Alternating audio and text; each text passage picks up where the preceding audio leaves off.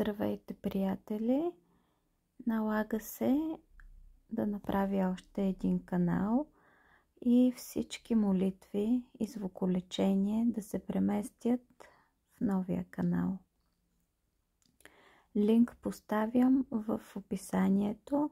Може всички да се абонирате и да намерите молитвите и звуколечението, което до сега сте слушали. Всичко ще бъде запазено, но просто се налага да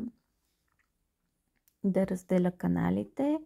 В този канал ще останат енергийни практики, ритуали и гадания. Благодаря за разбирането.